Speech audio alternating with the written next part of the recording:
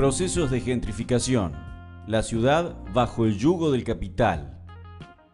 A partir de la segunda mitad del siglo XX, el mundo vive un proceso de urbanización sin precedentes, fenómeno entendido como la acelerada concentración de población y actividades económicas en las ciudades. Nunca antes la humanidad habitó tanto los espacios urbanos como en la actualidad. Este proceso se agudiza aún más si ponemos la lupa en América Latina y el Caribe, donde en pocas décadas la población urbana pasó de representar el 40% en 1951 a duplicarse con el 80% en 2015. Se distinguen dos características que se mixturan y retroalimentan de este fenómeno. En el marco del capitalismo globalizado desde finales del siglo XX, la ciudad capitalista puja por atraer inversiones a toda costa y posicionarse como espacio de influencia global, modelo de producción y consumo. Mientras más amigable se presenta la ciudad para el arribo de capitales privados, más hostil se convierte para amplios sectores sociales y populares. Para muestra, sobra un botón. En el caso de Argentina, en los principales aglomerados urbanos, más de la mitad de los niños menores de 15 años están bajo la línea de la pobreza.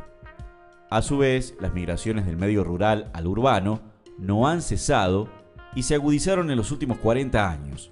La esperanza de poder acceder a servicios básicos como vivienda digna, salud y educación de calidad, suministro de agua potable y también el espejismo de la sociedad de consumo explican dichas migraciones, aunque la realidad, cada vez más acuciante, diste mucho de aquellas expectativas. Extractivismo urbano y segregación social. Al calor de los cambios significativos que conllevó la reconfiguración territorial de las sociedades urbanas, las transformaciones espaciales se apoyaron en casi toda América Latina en un modelo de mal desarrollo determinado y planificado desde los estados y administraciones municipales que impulsaron una batería de leyes y reformas en la legislación para ejecutar un nuevo paradigma de la planificación citadina, el extractivismo urbano, de fuerte matriz mercantilizante del espacio público, insostenible en materia ambiental y excluyente en lo social. Junto a la frenética cementación y la consecuente pérdida de los espacios verdes y conservas naturales, que ameritaría otro artículo para profundizar, la ciudad capitalista del siglo XXI presenta otro proceso de segregación social, la gentrificación. Anglicismo proveniente del inglés gentry, élite o clase alta.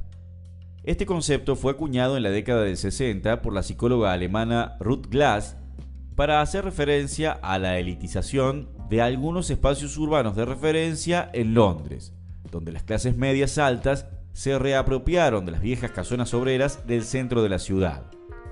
Sin embargo, numerosos geógrafos y sociólogos ubican a Friedrich Engels como uno de los primeros pensadores en ocuparse del problema de la ciudad, quien describiría precozmente el problema habitacional urbano como intrínseco al sistema capitalista en varias de sus obras, de quien se comparte aquí un extracto.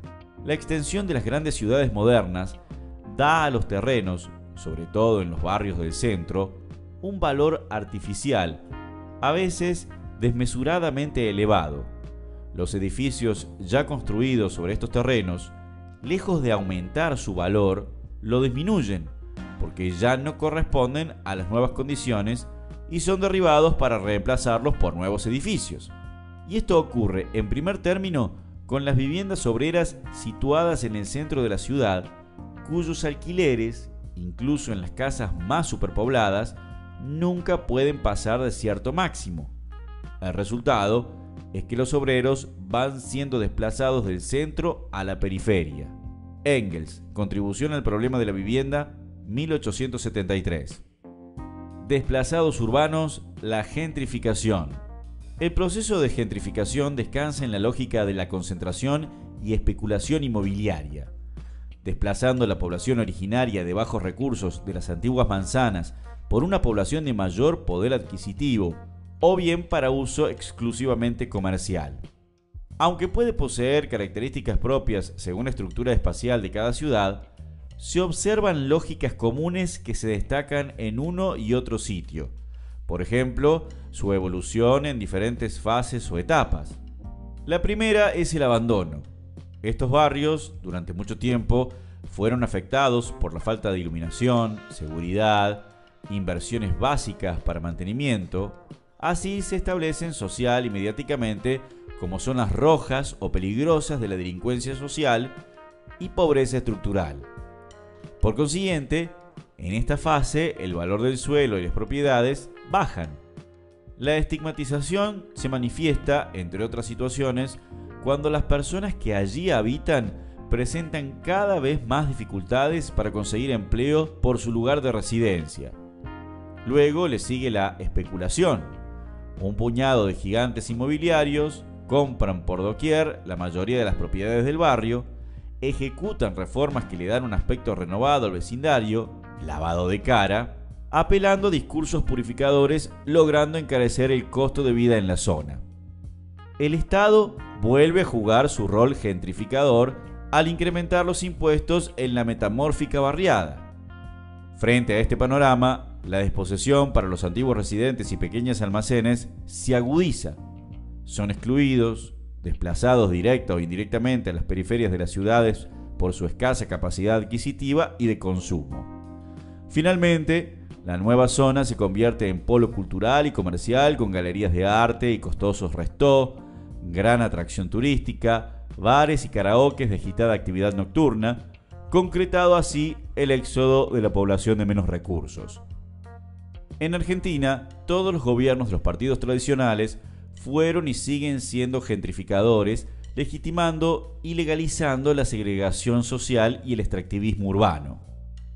Tal vez sea el caso de la ciudad autónoma de Buenos Aires, con los barrios de Palermo, Retiro, San Telmo, La Boca, entre otros, el reflejo más crudo de dichos procesos, donde de norte a sur y bajo la cortina de la renovación urbana, se abona a megaproyectos inmobiliarios que tienen como única finalidad ser refugio especulativo de capital, actuando como fuerzas centrífugas de la población originaria, trabajadora y humilde.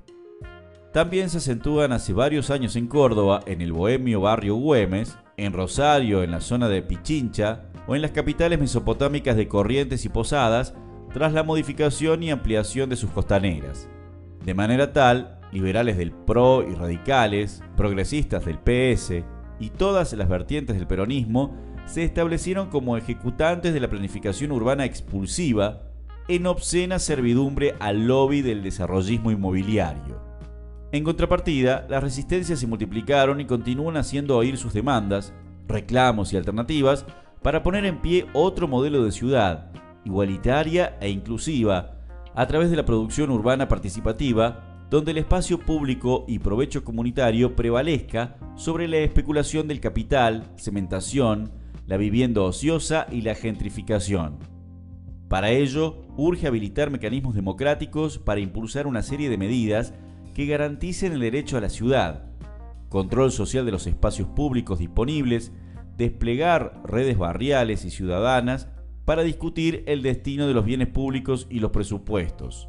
En definitiva, recuperar la propiedad colectiva y producción social del hábitat para poner en pie un modelo anticapitalista de ciudad para las mayorías populares con perspectiva ambiental y de género.